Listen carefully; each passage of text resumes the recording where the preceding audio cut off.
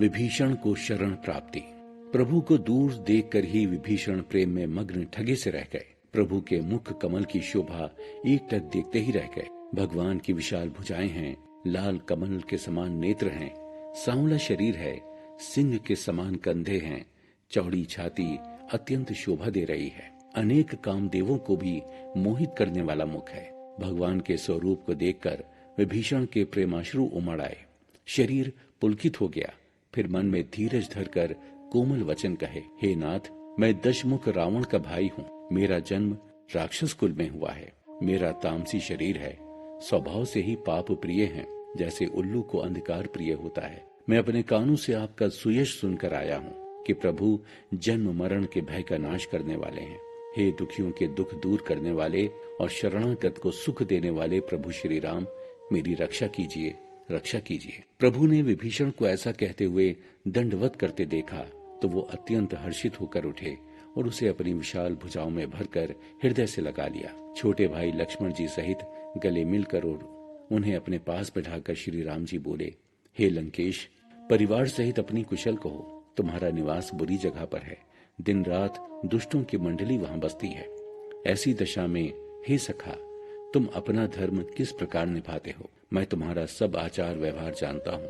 तुम अत्यंत नीति निपुण हो, तुम्हें अनीति नहीं सुहाती। हे तात, भले नरक में रहना पड़े पर विधाता दुष्ट का संग कभी ना दे। तब विभीषण ने कहा, हे रघुनाथ जी, अब आपके चरणों का दर्शन करके कुशल से हूँ। जो आपने अपना सेवक जानकर मुझ पर दया की है।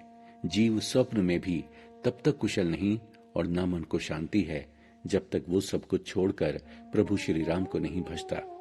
लोभ, मोह, डाह, मद और मान आदि अनेकों दुष्ट तभी तक हृदय में बसते हैं जब तक कि धनुष बाण और कमर में तरकस लिए हुए रघुनाथ जी हृदय में नहीं बसते। ममता घोर अंधेरी रात है जो राग द्वेष रूपी उल्लुओं को सुख देने वाली है। वो तभी तक मन में बसती है जब तक प्रभु का प्रताप रूपी सूर्य उदय नहीं होता। हे श्री राम जी, आपके चरण कमलों के दर्शन कर अब मैं कुशलता से हूँ। मेरे सब भय मिट गए हैं। हे कृपालु, आप जिस पर अनुकूल होते हैं उसे 3 प्रकार के आध्यात्मिक, आधि दैविक और आधि भौतिक ताप नहीं व्यापते। मैं तो अत्यंत नीच स्वभाव का राक्षस हूँ। मैंने कभी शुभ आचरण नहीं किया। जिनका रूप मुनियों के भी ध्यान में नहीं आता, उन प्रभु ने स्वयं हर्षित होकर मुझे हृदय से लगा लिया। हे कृपा और सुख के धाम श्री राम जी, मेरा परम सौभाग्य है जो मैंने ब्रह्मा और शिव जी के द्वारा सेवित चरण कमलों के दर्शन किए।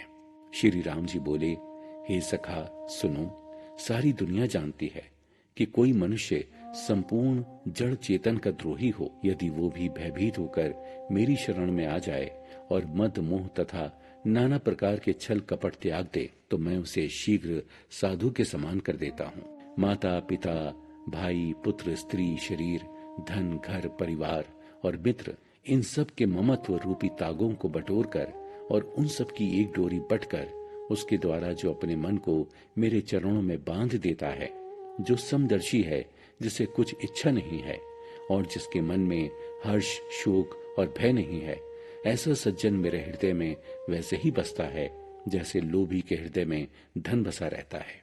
तुम जैसे संत ही मुझे प्रिय हैं। मैं और किसी के निहोरे करने पर शरीर धारण नहीं करता। जो सगुण भगवान के उपासक हैं, दूसरों के हित में लगे रहते हैं, नीति और नियमों में दृढ़ हैं और जिन्हें ब्राह्मणों के चरणों में प्रेम है, वो मनुष्य मुझे प्राणों के समान प्रिय हैं। विभीषण का राज तिलक। हे लंकापति, सुनो, तुम्हारे अंदर ये सारे गुण हैं, इससे तुम मुझे अत्यंत प्रिय हो। प्रभु की वाणी सुनते विभीषण अघाते नहीं है, बार बार प्रभु के चरणों को पकड़ते हैं।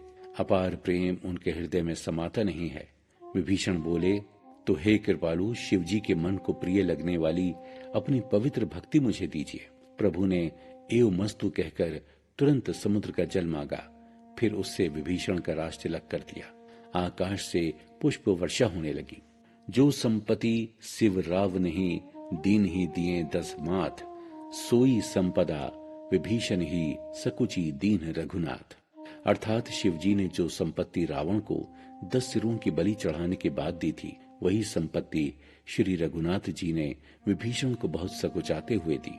इस सब के बाद प्रभु श्री राम बोले, हे वानर राज सुग्रीव, और लंकापति विभीषण, अब ये बताओ कि इस गहरे समुद्र को किस प्रकार पार किया जाए। अनेक जाति के मगर, सांप और मछलियों से भरा हुआ ये अथाह समुद्र पार करने में सब प्रकार से कठिन है। विभीषण ने कहा, हे रघुनाथ जी, वैसे तो आपका एक बाण ही करोड़ों समुद्रों को सुखाने में समर्थ है, तथापि नीति ऐसा कहती है, उचित यही होगा कि पहले जाकर समुद्र से प्रार्थना की जाए। हे प्रभु, समुद्र आपके पूर्वज हैं, वो कोई सहज उपाय बतला देंगे, तब रीछ और वानरों की सारी सेना बिना किसी परेशानी के पार उतर जाएगी। प्रभु श्री राम बोले कि हे सखा, तुमने अच्छा उपाय बताया, यही किया जाए। परंतु ये सलाह लक्ष्मण जी को अच्छी नहीं लगी। उन्हें प्रभु की सहमति से बड़ी निराशा हुई।